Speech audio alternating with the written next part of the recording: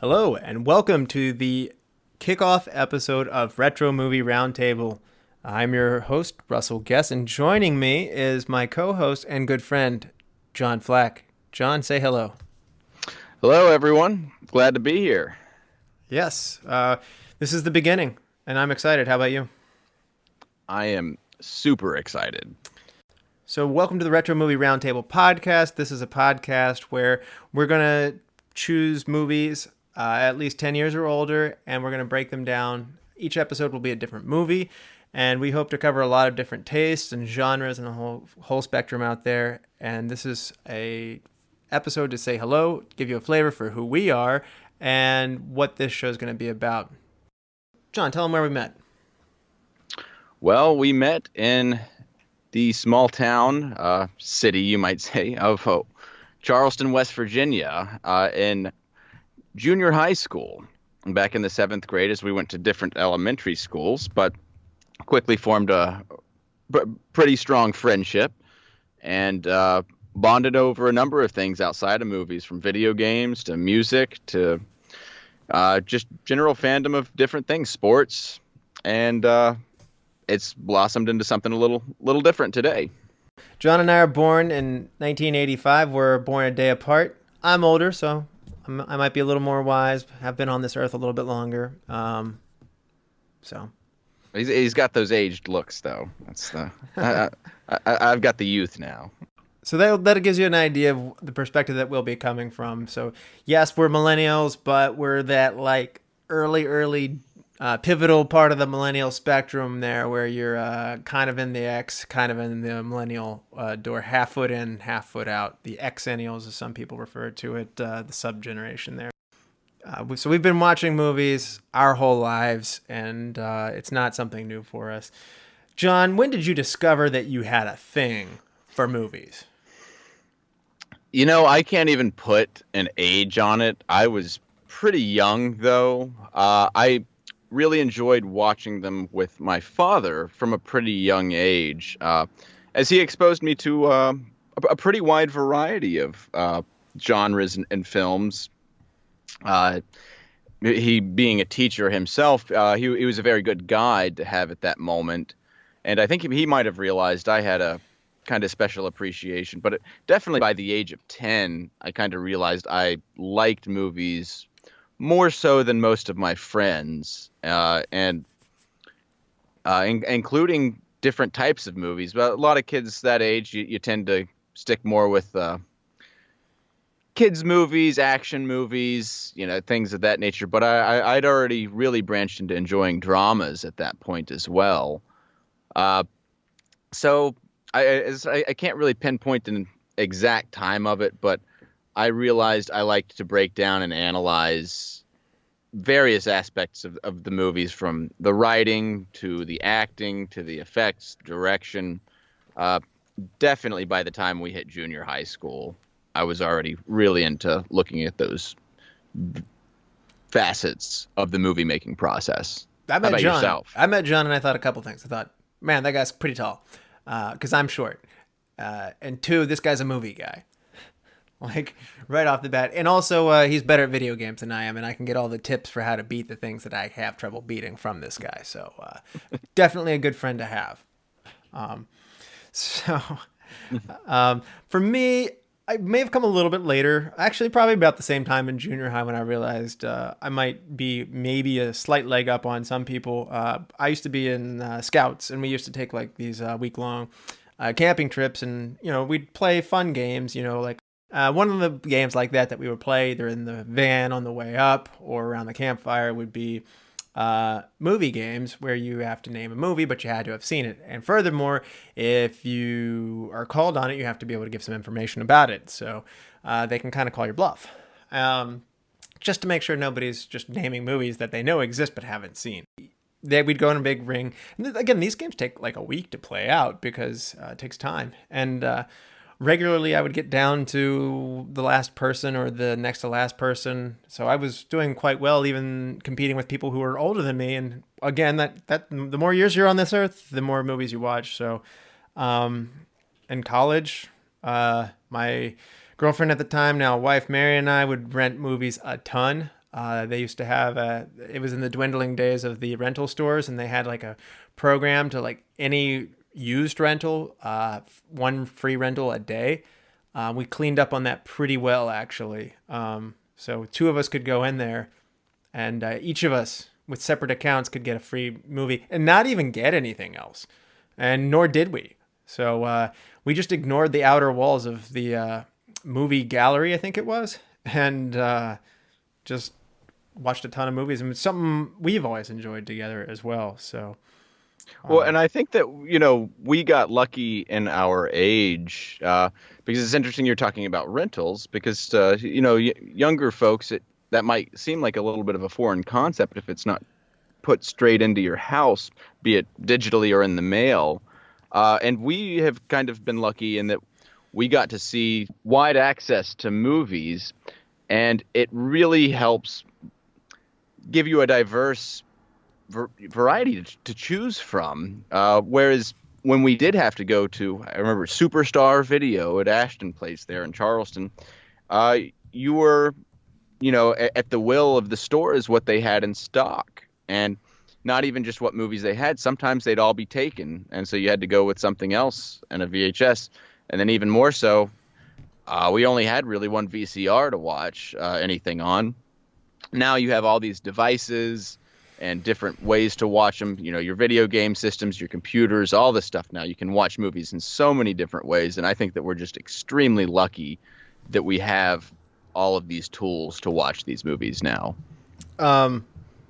But I don't know. Did people started giving you credit? I know for a fact as being a movie guy. Certainly by high school. I'm sure other people started to notice around you and your family as well. Is this true? Yes, yeah. So my dad was about the only other one. I watched mostly kind of classic movies with him, but he had a knack for reading reviews a lot and liked to find kind of the not blockbuster advertised films that were coming to the theater, and even take me to the movies and try to see them as well. He's a big Coen Brothers fan, and I guess at a younger age, I was watching Turner Classic Movies. I couldn't have paid my friends probably to watch some of these films with me, but I just really enjoyed it at that time. I'm not sure what drew me to it so much, but I'm glad it did. Yeah, and I didn't take myself as a movie guy. If anything, I was a music guy. I love music a lot, and so for me, it wasn't until I got out and work, and a lot of friends would just be like, "Man, you know every movie," or like, "You know every reference," or "I don't know what that's from. That's funny. What is that from?" And it's one of those things where I never thought I really knew movies that well, and that's because I always hung around John and one of my other mutual friends, Brian and Chad, and it seems like all of my friends really love movies, and I always felt like I was playing from behind a little bit. But then you step outside of your circle of friends and you realize, wow, I just know a lot of people who are really into movies, and we almost provoke each other to watch more and to keep going into it. So again, John has seen way more movies than me, so there'll be a lot of episodes where John's seen it and I haven't, but we think that's a good thing. And I do have a life, just to make sure everyone knows. I enjoy movies very much, and I don't think there's anything wrong with watching too many of them. But I have seen quite a few in my life. It's always been, and I like that you touched on music and everything too. It did come with a little bit of sacrifice of having to not focus as heavily on some other aspects when I was younger of things I did also like. But watching these movies, especially when we were younger and didn't have the access to them, it took time. It takes a lot of time. Yeah, yeah. And I even found myself writing reviews and ratings on Flickster when Facebook used to share your reviews with your friends and stuff like that. And I kept going years after it stopped. And really up until the time where I took my architectural registrations exams, I did do that. And so I had the goal of going back and retroactively reviewing every movie that I had ever seen. This is certainly thousands of movies, and it was a daunting task. And even after I finished my licensure exams, which I did, I didn't get back to it, but something else exciting started to happen. We'll put a pin in that. But John, tell people at home why you love movies, though. Like, what is it what is it about them?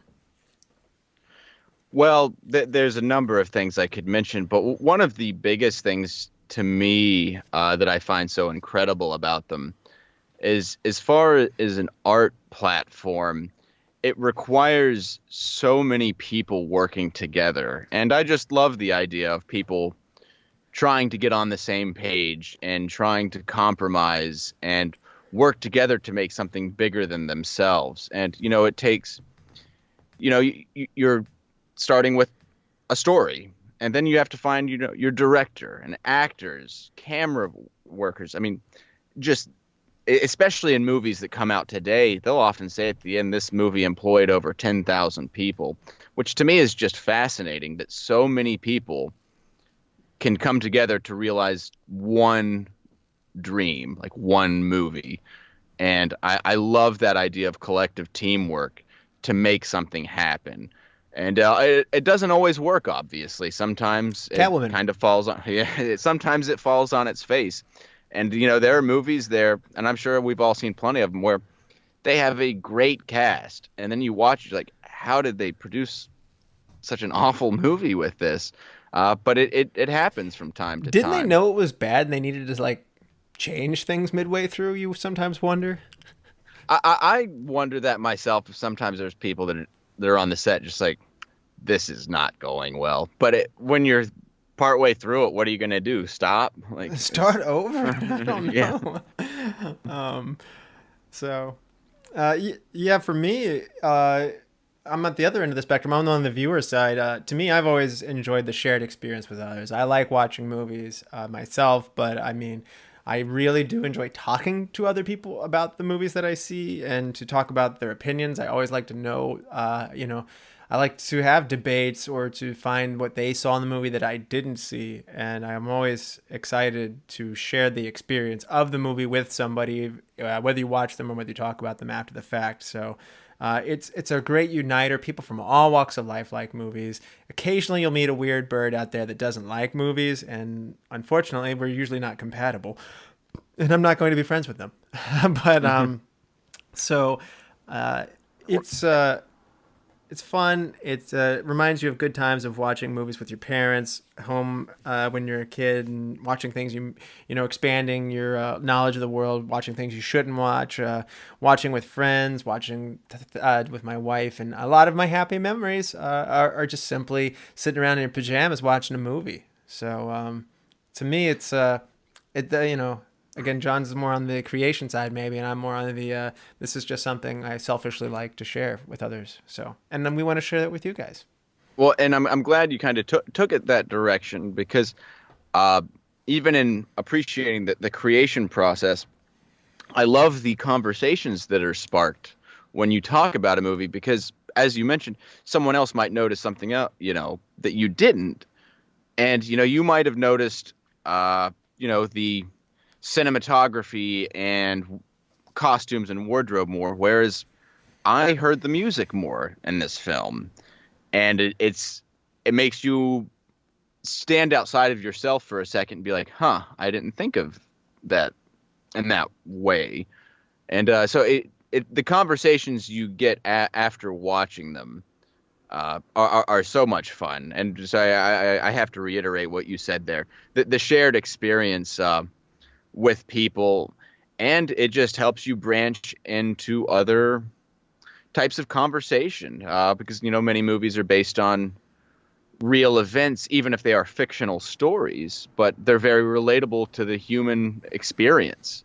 And sometimes we get to talk about how we related to a film, be it awkward teenage years to marriage to childhood to being in school, all sorts of things. And it leads to other wonderful conversations. And I think film, I mean, as somebody who's interested in history, is a neat snapshot of where society is at that point in time. And on a similar note, again, I'm an architect, so buildings to me are a moment in time. They represent the means of construction, a place, and a culture and a society at that point in time.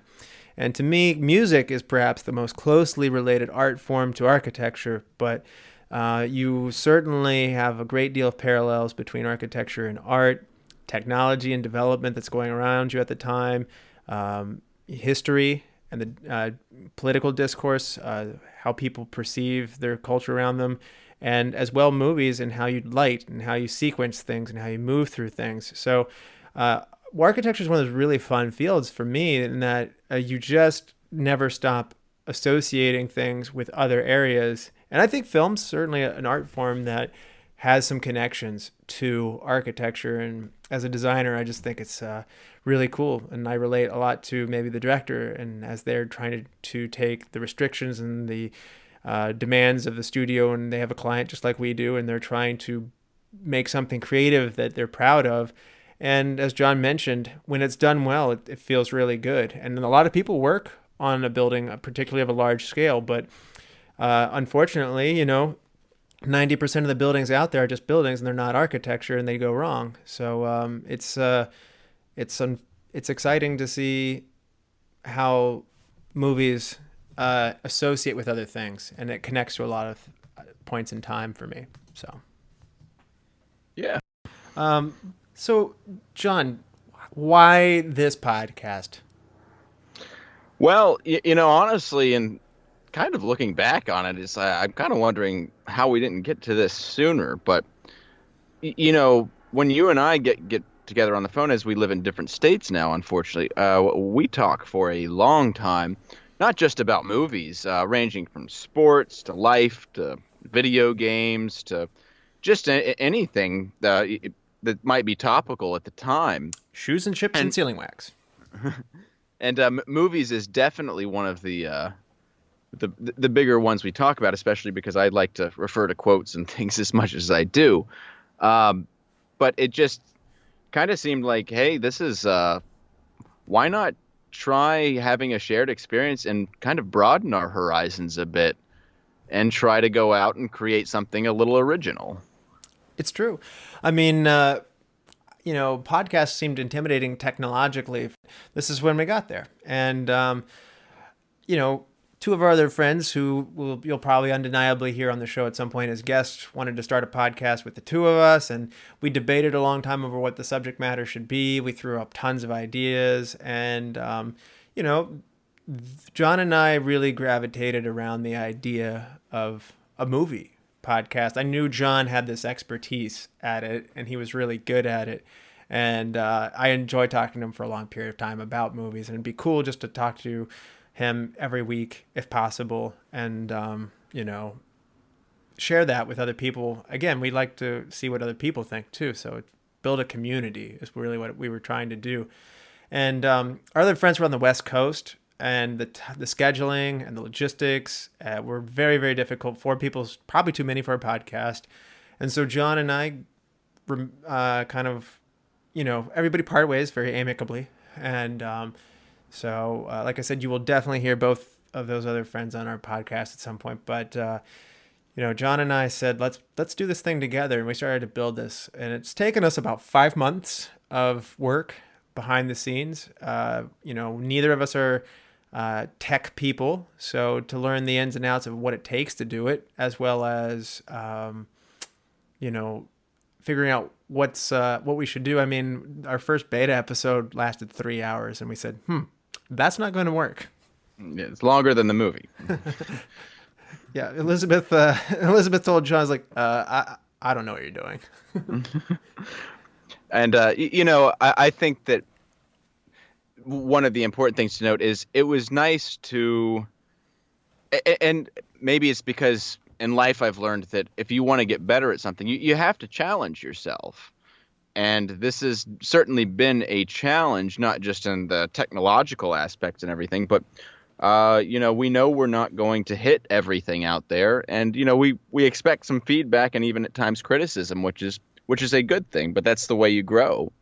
And so I'm excited for you listeners to grow with us and kind of point out when we might not be doing things as well as we should be, or zigging when we should be zagging. Yeah, your This comments is help a steer the growing ship. process. Yes, absolutely. Yeah, if you want to hear certain kinds of movies, or you feel like you're not being heard on this part of thing, if you have an idea for a part of the show that could be added, or at the same time, if there's just a part of the show that drags and you don't want to hear it, if enough people say that, we're gonna listen, and we're definitely reading everything you guys send, and we'll reach back when possible, but we'll always be we will always read it, and we promise that. So. So now that we know why we did this, let's talk about like the parameters of what the Retro Movie Roundtable will be. Kind of a code of the Knights of the Retro Movie Roundtable, if you will. Um, I'll throw it out there, and you can say like why we did it. I said first tenet: we're fans. We're not experts. We're not critics. Yeah, we may have seen a lot of movies, but we are not claiming to be the absolute end all be all of movie aficionados. We are here to grow and learn ourselves. And, please understand that sometimes when we have comments about certain things, it's coming from a personal, if not amateur, experience. That's right. We didn't go to film school. We've never worked in the film industry. We've just watched a lot of movies. And in John's case, a heck of a lot of movies. And, we love them, and we want to share that enthusiasm with other people. And sometimes I find myself frustrated with critics, whether it be Leonard Maltin or Roger Ebert or Roper. I mean, it's one of those things where sometimes they seem to lose the ability to enjoy simple blockbuster summer movies or comedies or simple romantic comedies or whatever it is that are just beneath them, and they only like the hardcore dramas. So in some ways, I hope I never become a critic like that. I want to always love movies, and that's okay. So that's why we don't aim to be critics. Yeah.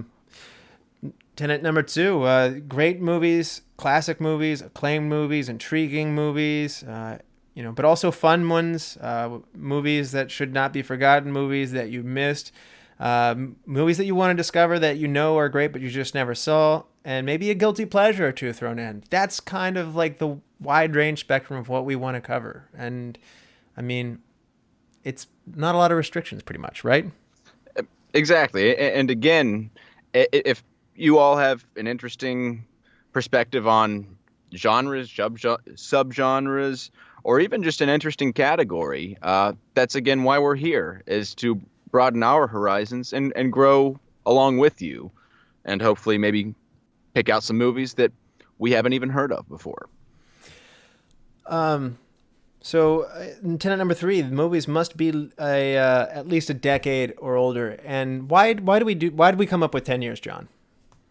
Well, I think that the best way to, at least in my mind, to kind of put that is that sometimes you have to let a movie digest some time. And I'm sure that there's plenty of people out there, because I know this has been my case, where I've seen a movie, didn't really think much of it, and then some years down the line I've watched it, maybe with a little bit more life experience, and then all of a sudden I'm like, I understand that now, or I respect that a bit more. So we've had the time now to get out there and watch it, because although we've seen a lot of movies, I'm not going to pretend I get out to see as many as I used to when I was younger, especially when I worked at a movie theater.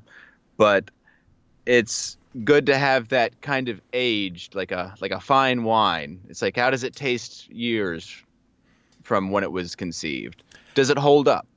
It gives more interesting talking points. Just as with history or art or other things like that, as John pointed out, you're going to be able to assess things better whether they represent their time well when they're not right in the moment. So are these effects really actually good, or did they just wow you for the time because you had never seen a fight with millions of robots standing on a battlefield? I mean, does it actually look good enough when you get 10 or even 20 years away from it? Are you being wowed by what they're doing, or are you actually being wowed by the creation of the movie? And to be able to step back and also give people the time to see the movie. 10 years goes by, and that gives people a lot of chance to see the movies that we're seeing. So, you don't have to break your neck to get to the theater to enjoy our podcast.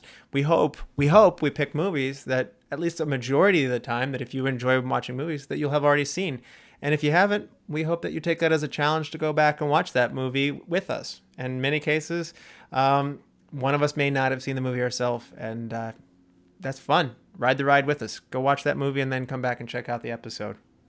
Which takes us to our next point. To talk about these movies in any depth, rule number 4, there were going to have to be spoilers. I hate spoilers. I'm extremely spoiler adverse. But, John, why do we have to have spoilers? Well, being realistic, there's no way you can talk about a movie in depth if there are going to be zero spoilers. You can't talk about major plot points, character development, anything in that realm. So even as much as I tried to think about a way to not have spoilers in the podcast, and I think you did too, it isn't realistic that you're going to have to talk about some of these, ruined endings for people if you really want to cover a movie in its full range. That's right. I mean, and there are a few other podcasts out there if you just want more suggestions that, don't spoil anything. But we thought that this was something that was kind of missing. Somebody who was really going to talk about the movie from top to bottom and really assess, like John mentioned, the direction, the story, whether they dive into how the set is made, the soundtrack, the various ins and outs of the movie and its creation, and why all those things go together. You can't do that if you don't talk about the whole movie. And so we hope you're okay with that, and we'll always warn you. We'll never just spring something on you. We'll always have a warning to let you know we're entering the waters of spoilers. But after that point, it's all off. So tenet number 5. Our code number 5. I've gotten away from our code of the Knights of the Round Table thing, sorry. 5. Cover a wide array of genres and expand our own range. John kind of touched on that already a little bit, but we just want to let people know that if we're not hitting something, tell us. Anything to add on that one? Please. Yeah, please feel free to add any feedback on that. And sometimes it means we got to eat our vegetables, I mean, like I think John and I both talked about it ahead of time. There's certain genres that we're more excited to do than others. Code number 6, don't go to Negative Town, to quote Wedding Crashers. We love movies and we try and find the good in them. Why is that, John? Well, it being a shared experience, it's really easy to just overly criticize a movie or point out things that are wrong. But I think it's harder to identify the good and then also often really offer something constructive to it. So, really just try to appreciate that some of these films that have been made, that people poured, blood, sweat, and tears into it. And that we're not here to just rip it and, take down other people's opinions, including each other's on the show, to just really poo-poo a movie. It doesn't bring people to good places, and it often leads to, let's just say, disagreements. Yeah. We're not looking to pick bad movies on purpose either. There are shows out there that go out of the way to lampoon bad movies, and they have a fun time playing Mystery Science 3000 theater with bad movies. And I'm not saying we'll never ever pick a one-off episode and do that, but generally speaking, we're not looking for bad movies because honestly, it's more fun to watch good movies than bad ones. Exactly. And, we're not saying that we're going to only do movies that we all like. We're going to have some ones that we don't care for as much, but we're not going to go out of our way to totally trash them. No. Like I said, we're expanding our own boundaries. So, avoid excessive harsh language. If you write into the show, or if you're ever on the show for any reason, who knows where things go, we're just going to keep it PG-13. So keep it family friendly. Okay. Yeah, unless you're possibly maybe making a direct quote, but even then you might have to tone it down. Do a little bleep moment, and just like in A Christmas Story, say fudge is perfectly acceptable. Share the experience, code 8, my last one, share the experience with others. Please, if you love this, Share it with your other friends who like movies. Pass it along online. Share the love. This gets better the more people that jump on board. We have a group on Facebook that you can like, and each week I'd love to see a conversation talking about whether or not you liked it or not, what kind of movies you want to see coming up. Talk to each other. It's not just talking to John and I. It's talking to the other people in this community. So we're film fans. Yes, that's why we're all here. So, John and I, as I kind of alluded earlier, both we don't do this for a living. It is something we do in our free time. John is a father of an infant, so it's Almost 1 year old. almost okay. And we have jobs, we have families, we have things that are going on, and so time. This isn't our job. Right. And so we'll do our best to give you an episode every week, knowing that we're human beings and we'll try our best. And so subscribe in case things come out at erratic times. And, we'll do our best. And I think we'll get better with time, and be patient with us if we're not. So This is a learning process for us as well. And we will, as we've encountered growing pains in the past, we both anticipate more. So try to bear with us as we have those growing pains. So, John, how are we going to select the movies? When we do a show, we're going to one of us will pick 3 movies in advance from a different genre for the next week. And the other host will select from those 3 films. And that way we will both have time to watch it. And we're both involved in that selection process, because obviously whoever picks the 3, you're not going to pick 3 where one of them you're just not interested in seeing, and then the other person gets to really select the final answer on what that movie will be. So they will be back and forth on what genre, but as I said, there might be some times. October obviously lends itself a little bit more to the horror genre, so we might steer a little more into the scary movie category at that point in time. So we do want to try to be a little time relative, but we also don't want to get too stuck in one genre for very long. Yeah, basically, as John said, 1 week you got a shortlister who comes up with 3 movies that fit that description, and then the other person will choose. And then the next week we flip those roles. And so this week, just to give you an example, I have prepared 3 action movies. So this will tell you what to listen to for the first episode. John, are you ready for some options? I was born ready. Option 1, The French Connection from 1971. A pair of New York cops in the Narcotics Bureau stumble onto a drug smuggling job with a French connection. Option 2, Mission Impossible, 1996.